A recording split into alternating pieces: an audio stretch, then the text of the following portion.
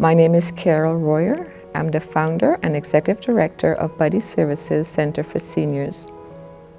The purpose of this documentary is to bring awareness to the general public on elder care. In Toronto, it's estimated that by 2031, quarter of the city's population will be over the age of 60 years old. The first time in history that there are more Torontonians over the age of 65 than children under the age of 15. So we have an aging population, and we need to consider how we're going to care for them. How do they affect our economy and what we can do, and not wait till last minute to consider these things. My name is Derek Woodruff, and I am the son of my mother, Doreen Woodruff, who is elderly. She's in her 80s now, and she suffers from dementia. And I am her care provider, her caregiver, and her only son. Over the years, we noticed some signs that she was starting to develop some signs of dementia. So at first it was forgetting some things, but then confusion began to set in. So everyone, it's common to forget kind of what day of the week it is or kind of what you had for breakfast. She wasn't taking her medicine regularly. We got her those kind of blister packs that they have, and she would just forget to take them. She also has osteoporosis, really severe osteoporosis, and so she had been prone to breaking different bones in her body over falls. And so now I was inside my house with caring for my mother and caring for the two children, just to ensure that she's getting her food, ensure that she's getting her medicine. And it was really difficult. It was really difficult because a part of, I think, at least my mom's dementia that she had, or a part of getting older, is that you want to spend more and more time in bed. So getting her out of bed, getting her to the breakfast table, getting her to lunchtime, trying to care for my kids, going to work became exhausting. Just such a tiresome process. Then there is a terminology that is becoming very popular. It's called granny dumping. Granny dumping is when a family member brings their granny to emergency with a suitcase, and they leave them at emergency. The suitcase besides the bed announces their intention that they're not taking granny home. Family members become overwhelmed by caring for their seniors, especially if they're dealing with a senior with dementia. When they're diagnosed with dementia, they can become very violent, they can become very withdrawn, and there's many reactions to dementia, and sometimes you never know what's the trigger, what will trigger them. And you'll see them biting, you'll see them screaming, and then there's those who just wander. They leave home without saying anything, and you see on the news later on that they're looking for this person because they left home, and they don't know their way back home. The dementia takes away that short-term memory. So if we move them from their own environment where they're very comfortable with, and they say now they're living with maybe a family member, that's short-term memory to them, and they don't quite remember those things. So when they step out of their home, they have no way to find their way home. And even if they're picked up by someone and someone realizes that they're lost, they don't know the address to tell them where to go. So it's so important for us to understand this disease and how we can really help them transition, and also just to cope. See, I don't want them to deal, but how to cope with the dementia, and for family members to understand that, because you may say to that parent, you have a doctor's appointment at 10 o'clock this morning, so we need to get dressed. And 5 minutes later, they don't remember that. So you have to keep repeating yourself, which is not good, because the person now thinks it's confusing to them when you keep repeating yourself and saying, I told you this 5 minutes ago.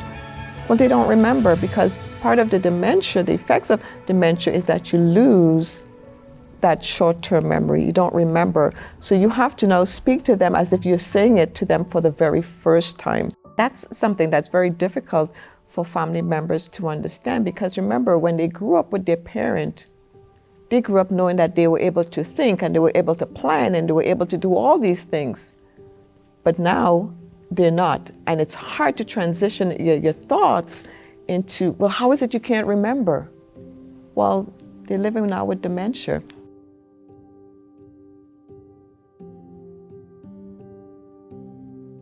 So my name is Dorothy Kwan. I'm the director for the Assisted Living and Seniors programs at Wood Green Community Services. So I think my primary concern, and really has to do with a lot of the work I do, is the ability of seniors to age with dignity and independence in the community. We know that that's where people want to stay. Studies have been done, but we also know that many times people aren't given that option because they don't have the resources either financially or they don't have the social supports to help them navigate a really complex system. And simply there aren't, in my opinion, enough sort of community supports, different alternative housing options for individuals who need a little bit of help, who maybe don't need a long-term care. Wood Green has lots of subsidized housing options for seniors. It's one of the largest housing providers for seniors in the city. We also have the Toronto Seniors Helpline. It's something that Wood Green runs along with partner agencies, but this is actually for any type of need, whether it be looking for services, but equally reaching out because you're struggling emotionally or mentally. All those things, somebody just to talk to, is actually really useful for a number of different things. So we do, Seniors Active Living Centers are one of the programs we're really proud of for sort of well seniors who want more social connection. We have 5 across the East Toronto. These are locations that have a number of different programs to meet all sorts of sort of mental health, wellness, and social needs. They have just simple social clubs where, you know, it's movie night or book clubs. Equally, there's health promotion. It's a way for people to not only learn, become more effective in caring for their own health, but also making some connections. And what we learned through the pandemic also is we want to think about not just people who are physically able to come. It gave us a lens into what about those who are actually physically unable to reach out, and that's actually what's causing their social isolation. So while we started some of our virtual programs during the pandemic, it's something that actually we're maintaining because we've seen the value of reaching out to a population that previously was even more underserved. I'm Tom Hunter. I'm the CEO of Toronto Seniors Housing Corporation. And just to share a bit with you about Toronto Seniors Housing Corporation and what is our vision and the work that we do specifically for our senior tenants. So it's a new organization that was formed in June of 2022. And it was a commitment by the Toronto City Council to really focus on how we best support our seniors tenants to live as independently as they can in their unit, and as required, what supports do that we need to provide or to assist to help them achieve that. And with the formation of with the organization, what it meant was 14,000 units from Toronto Community Housing Corporation were transferred to Toronto Seniors Housing Corporation. And so we now operate those 14,000 units and providing the rental arrangements, agreements, and support for the tenants. And what the real focus of this investment has been, we refer to it as really moving towards a more integrated service model. There are now senior service coordinators in all of our buildings. And the work of these individuals is to meet with the tenant, and if they have questions that they need answered about their rent and how to proceed on processing information around that rent. If they're looking for an activity out in the community and they're not sure how they should kind of navigate or work with finding that individual organization, the senior services coordinator will help them with that. Oh, well, I just turned 60 this year. I've made new friends and I met someone special. So either from that, I'm enjoying my life in my new apartment and 2 cats. And it's a new lifestyle for me that I can adjust to. It just takes time adjusting. As I got older, I ended up living with my daughter, and it was like, you can't do this, you can't do that, you can't go here, you can't go that. Now that I'm living in my own apartment, I can come and go as I please, associate with who I want, do what I want, sleep when I want. And it's just fantastic, you know, it's a good environment for me. I'm a Community Services Coordinator for the Southwest region. Community Service Coordinator, when I explain my job, I usually kind of give a breakdown of 3 pillars that I'm responsible for. Programs and partnerships, so developing relationships with partner agencies, health and social support agencies that can come in and run programming within our buildings. Community development, which I view as kind of a wide umbrella for helping our seniors tenants feel at home and connected to their neighbors within their buildings. And tenant engagement, which is really also a pretty broad category of how our seniors tenants engage with the corporation and engage with everything that's going on in their building. My name is Mary Margaret McMahon, and I am the Member of Provincial Parliament for Beautiful Beaches, East York. And I love people. I love trying to help people, and all demographics, and especially seniors. We have a fantastic group called Community Centre 55.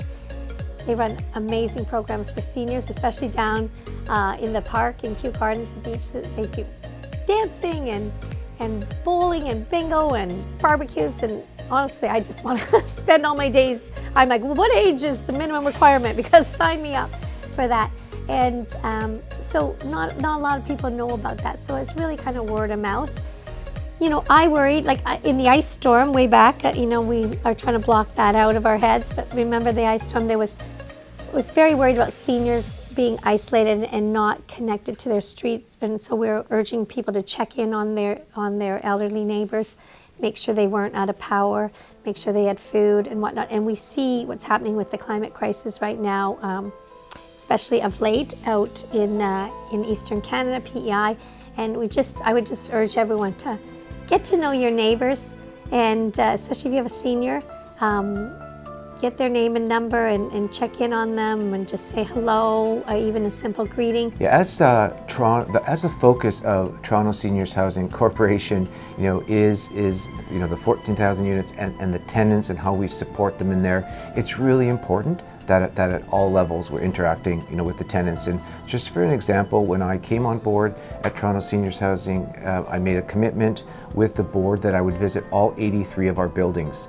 So right now, 3 times a week, I'm going to a different building, and I'm spending an hour and a half with the tenants. I actually do a half-hour tour, and so I see the building, I see a unit where the tenants are living, and then I spend a real focused time with them. And it is a great opportunity for me to learn more about them. So that's what you know. That's what one element of what I do. We have tenants on our board. We have what's called a Seniors Tenants Advisory Committee, who also, from a leadership perspective, help provide input into our work. And then, you know, at all levels of our organization, there is a real expectation around engagement with tenants. We have specific positions that are involved in engagement, and we have senior services coordinators who are present and in the buildings, superintendents, our cleaning maintenance people, all have regular interaction. But it really, you know, as we go back to the mandate of this of this organization, it is about, you know, involvement with tenants. My daughter threw me out at a certain point, and I had no place to go, so I went and stayed with a friend of mine in Oshawa for 3 weeks. And then I had problems with my feet, and I stayed there in the hospital for 37 days. And then they discharged me, and I had no place to go. So I phoned a number that one of the intake workers gave me, and they sent me to a seniors shelter at Albion in Islington. And I stayed there for like 3 months, and one of the intake workers asked me if I'd be interested in rapid housing, and I said, sure, where is it? And she said, Carleton and Sherbourne area, and I said, I don't care. I said, it's close to everything, close to downtown, close to, you know, being social with people. Well, aren't you scared of, you know, tent city? I said, no, it doesn't bother me at all. And I went and took a look at the place, and I turned around and I asked her, where do I sign? 2 weeks later, I signed a lease, and I moved in. And I've been there ever since, and it's unbelievable. It's like a little community amongst itself. You meet friends, you're happy with friends. The senior shelter helped me out, find the apartment, and helped me move on in my future. And when I moved in, I had some furniture that the city had got me, and they're still helping me. I have 2 workers, and they say, if you have a problem, call me. And they're always on call. If I need to get a hold of them, they'll phone me back, or somebody will call me back. So I'm the senior service coordinator for the building. My role is to engage with tenants and ensure that they have all the supports in place that they need in order to have a long and successful tenancy. They're very lonely, very isolated, and so I try to fill in that gap as well, where obviously it's not feasible to meet every single tenant every single day or every single week, but on a regular basis I do try to check up on them, or at least have them connected to somebody in the community where they can reach out to them for supports and just touch base on a regular basis. Our main focus is to look at senior specific services and have a senior specific lens going forward. So things that didn't happen before are now ongoing. So my role, for example, as the senior service coordinator, as the community service coordinator, we are more accessible to tenants, something that didn't exist in the past. So we're able to be more hands-on in the buildings, whereas in the past, tenants would often reach out to the superintendent or the maintenance staff. Whomever they were able to get their eyes on would be who they would go to for assistance, and often that meant that a lot of their issues and concerns were not being addressed appropriately. And now with my role in the buildings or with the community service coordinators, tenants are able to bring about their concerns and be open to discussing not only what their issues are in Toronto seniors housing, but also they are willing to share ideas about how to better the organization. I think the other thing is, even as complex as it is for the clients and the seniors that we serve, it's a complex system even for us internally. And I think where government could help us make those things easier, where you're helping us actually come together. So the work that's happening with the Ontario health teams now is a great start, where we're now looking at a population level, how do we serve our community better? Not, how do I do my one bucket of work by myself? That kind of work, we'll see how successful it is, but I think it's letting that work mature and really supporting that growth is where I think there's a lot of potential, and I'm really excited to see what happens in the future. So 2 areas I think that the government needs to do something better or differently. One is one that I've mentioned, which is a better coordination of services. This really is foundational. I think that individuals cannot keep going and having meetings with different organizations. That's just too much. So I'd say that's one part. A second part also is PSWs are available mostly during the daytime, and I get that resources are limited. One of the major challenges is caring for seniors at nighttime, in the evening, at nighttime. They go to the bathroom quite frequently in the middle of the night, and the caregiver has to get up and be with them ongoing, and helping them toilet, helping them change, and then going back into the room. And again, when you have to wake up for work in the morning, it's just so difficult. I think that there needs to be some type of more accessibility to evening PSWs as well, or evening care, nighttime care as well. And then a third piece is, at the long-term care homes right now, I get the idea that we're coming out of a pandemic, and so we still have a lot of regulations in place, and that they're important and they're there for a reason. But when you have someone in there for dementia, and when you have what they call like a lockdown or an outbreak, at the long-term care home, and a person with dementia is told to stay in their room to isolate, even if they haven't tested positive, but somebody else or 1 or 2 other people on their floor has, they can't understand that they need to be in their room. So they're obviously going to go out into the hallway. And then to have a PSW tell them, you have to get back to your room because it's on lockdown, they can't grasp it. In fact, they don't even remember it 60 seconds after, so they inevitably go back into the hall, and then a PSW or somebody else on the unit tells them again, you have to get back. And again, they forget, then they go back out. And after a while, you get staff that are really frustrated and telling them, hey, you need to go back, and their voice raised, their tone raised, and the seniors cannot possibly grasp this. And now they feel a sense of defeatedness. But the government must intervene in this situation. You can't continue to do this to seniors. It truly is inhumane. There's also programs I've been aware of, like home sharing programs, where you partner students looking for affordable housing with seniors who are aging in place, and you do, the students do 10 hours of chores a month so they interact with the senior. They might shovel the walk or walk the dog, and then they get affordable housing, and also it's a win-win all round for both of them. It's amazing, and I think there's not enough awareness about those programs. But you know, there are lots of issues with isolation. There's access to technology. So many things are online nowadays. We have seniors who just want to hear from us. They just want to talk on the phone, meet in person. We do house calls. I love that. I love seeing people face to face. So we will go out and meet a senior in their home, or you know, if they want to meet more comfortable in a coffee shop or something, happy to do that. But happy to drop off, you know, power of attorney kits, things like anything like that they need.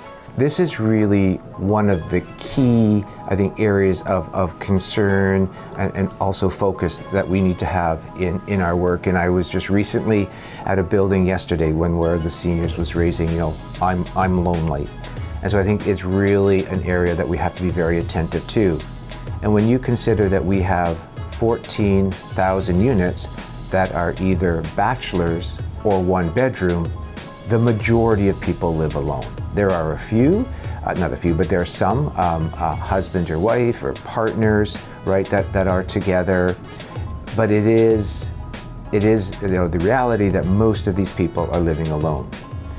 And so it is really important that we help to connect them, right? So whether it's with keeping that connection with their family, or whether it's how they connect with the other tenants in the buildings, what activities do we have? People, after COVID have been talking about we need to get together again, right? We need to start to have the bingo that we used to enjoy. We need to have that fitness. We need to have that yoga. And so that's something that we can work at as an organization. And also, if that isolation relates to something with their health, right? So then how do we connect them with that practitioner out in the community, to help with their mobility, or to help them with something relating to their health that would enable them to interact more, to get out of the unit so they're not feeling so isolated. So it is, as part of our work and to support seniors, it is really one of the key areas to address is isolation and helping people to feel more kind of connected as opposed to not being on their own. The other thing that we're always looking for is actually more volunteers. So many of our programs require volunteers, and they're vital to success. Meals on Wheels is one that provides such necessary support to individuals who can't cook for themselves, who need it. And definitely we saw through the pandemic that the number of volunteers dropped significantly because a lot of them are also seniors themselves and vulnerable. And that's one thing that we are always looking for more of, is more people willing to support others in their community. Our seniors active living centers are ones where able, independent, cognitively intact individuals can come for socialization and wellness. And then we also have adult day programs, which is a similar function to the seniors active living centers, but for those who have cognitive impairment. So it's actually a fantastic resource for families as well as the caregivers, who often can use a little bit of a release, having a day away from their loved one while they're being taken care of and get a chance to recharge. When I am with the tenants on the listening tour and spending this time with them, I do hear a lot of their stories. And I think for me, the ones that are most kind of impactful are those individuals who, they share with us, they share with the group how they ended up in social and public housing. And for many of them, they reflect on how they had very good family life, or they had, very good jobs. They were very happy, with their life, and then circumstances change, right? So was it about job loss? Was it about a change in their health? And it just shifted their universe, and it wasn't, where they ended up was not what they expected. And that gets expressed in a lot of different ways. And so, for me, when those stories are told, I just think, it could happen to any of us, and it could happen very quickly. And so when I think about that and what, our province, what our city, what our province, what our country needs to do, I think we need to strengthen how we respond to that and how we better address that, or first of all, identify the assistance that people need, and then, how do we continue to provide that support, that help that they need to get through.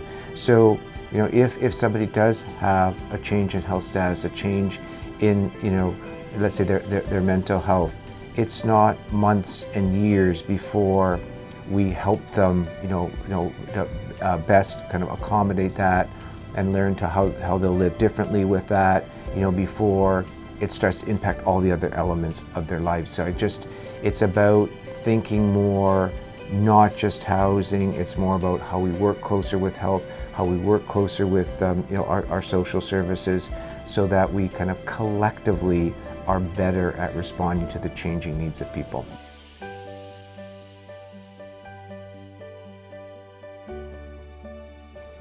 About 30% of Canadian seniors are at risk of becoming socially isolated. More than 19% of Canadians over the age of 65 feel isolated from others and wish they could participate in more social activities. For those of you who have your parents living with you and you're looking for some tips or some resources on how to engage them more, how to get them more engaged, there are a couple of things you can do.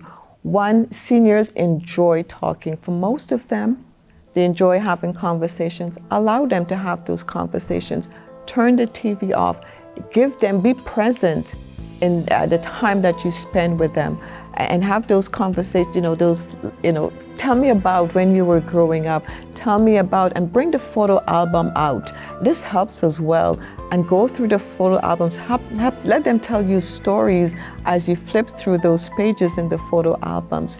Going on walks with them, beneficial. They get the exercise in and you're spending quality time with them. Always engage them. Slow down the pace of the conversation. Don't speak too fast, because again, you lose them. And multiple conversations going on, I mentioned before, very confusing. Keep the conversation to one-on-one. It really helps them to focus and to center on what the issue is, or what the conversation is about. If you're talking about, the grandchildren, have them share their story about that and what they think about it. Ask their opinion. Oftentimes, we just want to make decisions for them, and they have their own opinion. Give them a choice. Do you want bread or do you want cereal? So they feel that they are making those decisions. Don't take away all of their ability. Allow them to be part of it, the decision making. You have a happy parent. Here are the top 3 ways how we can save our seniors. 1, keep them in their own home as long as you possibly can. 2, have those conversations with them. Find out how they're doing. Attend a doctor's appointment with them. Don't leave it up to them to attend these doctor's appointments on their own. And 3, provide them with social interaction. Ensure that they're getting out and connecting with people, friends, neighbors in the community. You employ those 3 tips into your senior's life and you'll see them flourish. Buddy Services provides personal support care to seniors over the age of 65. We want to ensure that our seniors live a healthy and fulfilling life. And in order to do that, we have to assign them with the right buddy. So as we do our intake, we ask several questions. We want to get to know their personality, the things that they like, their hobbies, and we try to match them up with one of our buddies so that their relationship, there's a bonding in their relationship, and it makes for a lifelong relationship for our buddies and our seniors. I treat the home like my own. So I make sure that everything, it's the way I would have liked my home to be. So because of that, and it's been over a year now, it doesn't feel like work to me.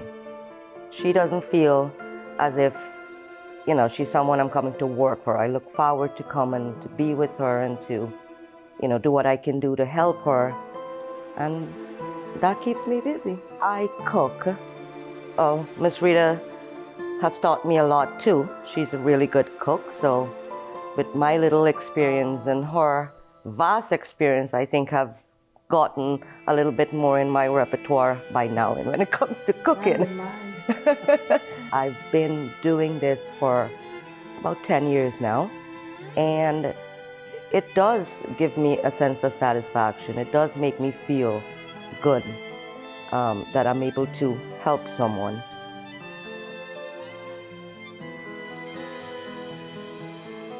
About 2.5 years ago, when my husband, who had had many illnesses over a period of 20 years, after he died, I realized I had a choice to make.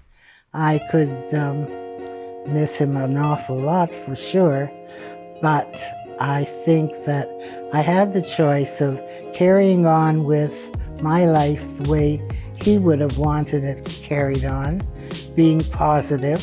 I could sit and feel sorry for myself, or I could find a way to enrich my life and fill the gap that had been created in a positive fashion.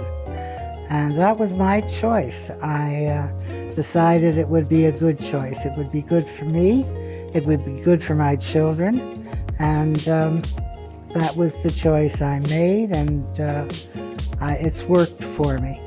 I've been very fortunate in that I can be in my same comfort level and situation as I have been throughout my life, throughout my married life. And yet there are many I know who are not as fortunate and have to make drastic changes. And I think those are very hard to deal with. Every family is different and financial situations are different. For myself, my mother and my aunt raised me and they showed me a lot of love and care, but we were also raised in a low-income community at Markham and Eglinton. And so later on in life, when it came time to looking, exploring different options for long-term care homes or different other services that do cost money, we weren't able to, you know, sell a home or have equity in a home. And I know many seniors struggle as well with kind of pensions and not having enough money. And so financially, it is really difficult, especially as an only child. One of the benefits of being an only child is I don't have another sibling to argue with. You know, today is your turn, why aren't you doing it? You know, it's just on me, but it does make that financial piece extremely difficult. Depending on your financial condition, your physical condition, there are many ways to search out. You can be resourceful and communicate with community organizations that are there to help. And I think one of the best ways to fill your life and make it meaningful is to do something not for yourself, but to get out there and help somebody else, because there is no one in this world that has everything. Doing things with a job, even if it's not the most productive financially, but something that gives you a little bit of income, gives you contact with other people, vitally important. And might add a little something to the bank account.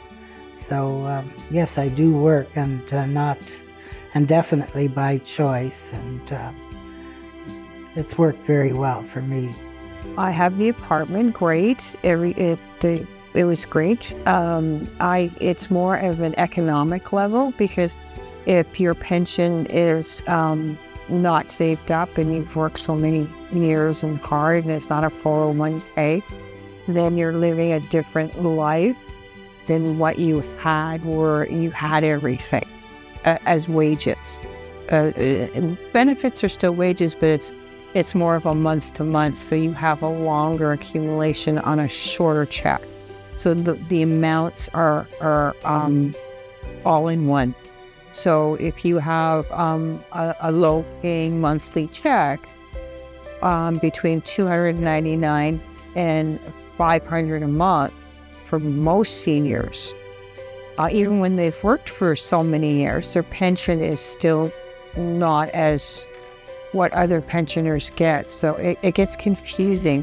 What I think I'm getting, I get it, but another senior who may have similar backgrounds will get maybe more instead, depending on the period. So sometimes I'm wondering about the mathematical. But either from that, yes, I've learned a lot of different experiences, how to get my resources done. But it's thanks to the agencies like yourself that do these things for us, because then we wouldn't live the life we live now. So we have people working hard in the government that I think should give a different credit and a different solution for, to not just help the workers cope or have very good systems. So I think there's more we can do.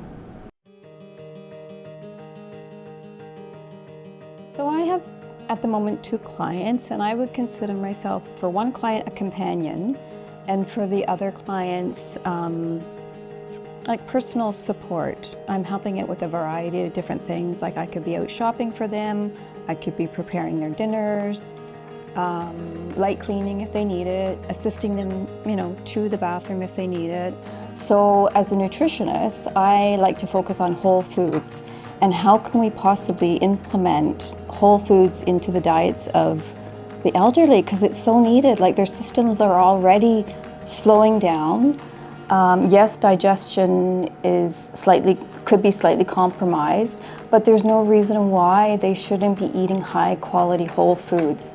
And how can we implement this? I understand the convenience of a microwavable dish, but it's just not giving them anything other than some calories. And the other thing about food is that it's not just food. So many things come with food, like happiness. If you're eating good food, and it can be connecting with others around a meal, and food is love. And do you know what I'm saying? But if you're sitting there with and I've even seen the clients, they're like, oh gosh, I gotta eat this thing. Like it just has no life, so it doesn't bring life into them. So food is so much more than just food. It can be connecting with others and social and memories and pleasure and happiness and sense, you know what I'm saying? So having a whole food diet brings so much more than just the food itself. My daily consists of getting up in the morning, having a protein drink, taking my insulin, my pills, my vitamins, because I'm a diabetic, and then having something to eat or a slice of toast later on in the morning. Lunchtime is usually a sandwich or something along that line. Check my sugar again. And then later on, before dinner, I have to check my sugar again. By dinner time, it's usually soup, sandwich, craft dinner, something fast and easy, nothing to write home about. And then I take my insulin and before bedtime and take my pills, and that's it for my day. When possible, try to pick up local and in season. Unfortunately, this one is from South Africa, but in a couple weeks they'll have local produce. But for today, we're going to pick up this one. We're making an arugula pear salad. When you can, try to get things that aren't packaged in plastic. But if you can't, it's better to get the arugula in the plastic because at least you're getting the greens as opposed to not making a salad at all. That's what I had to do with the spinach. Of course, I'd like to get it local and not packaged in plastic, but for today, we're going to get the arugula for our arugula salad. We need a lime for our lentil soup. To see if it's fresh, give it a bit of a squeeze. That one looks good. So I'm going to get an avocado for our arugula salad. This one feels really nice. It's slightly soft, so it's ripe and ready to use today. Call it my summer pasta, simple summer pasta. And this dish is literally put together in about 10 to 15 minutes in total, so really quick. If you want to add extra protein to it, you definitely can. Here are the 3 ingredients for the simple summer pasta. Chopped tomato, onion, and garlic. So I'm simply going to saute the onion and the garlic together. Once those are done, I'll add in the tomato, saute for about 5 more minutes, and then add to the pasta. So I've already pre-made the lentil soup, a very simple dish but nutrient dense. So you really only need to go to the grocery store to buy literally the lentils. Most people have garlic and onion on hand. You may need to initially invest in a few of the spices, like you need turmeric, cumin, cardamom, and cinnamon. But once you make that initial investment, you've already got it, and you can literally make about 10 soups with all those ingredients. So that's what I did today. With your meals, always try to aim for the 3 things: fat, fiber, and protein, and this soup does have all of those. You can see the beautiful vibrant colors, which makes it even more appealing to eat, because you want to like what you're eating, and then just a little bit of lime gives it that little bit of acidity, and voila, there you go. We're just adding the tomatoes in, and it's all going to blend together really nicely. Coating it with the olive oil, the garlic, the onions. We're just going to simmer for about 5 more minutes, and then we're literally just going to add the pasta to this.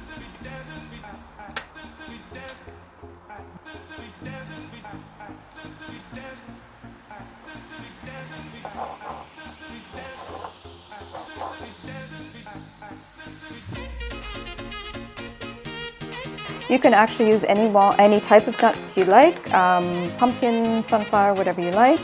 But walnuts are great for rich in omega oils. Cranberries are great for color, but vitamin C, antioxidants. And then we're just going to finish it with a very simple olive oil, lemon, and honey vinaigrette. Very easy to make. You can make it once a week, leave it in your fridge, and you have it on hand. And there you have it, a simple salad. So I'm going to add the pasta in. And you just gently blend it together. So if you were making the pasta as a dinner and you wanted more protein, you can certainly add it by way of either tuna or salmon's a great way. It's got the omega fatty acids, which are good for brain function, skin, heart health. So this would make it a complete meal if you added a protein to it. If you wanted a lighter lunch, then you could just have the pasta and salad on its own, but for sure add protein if you're making it more of a protein-rich or nutrient-dense meal.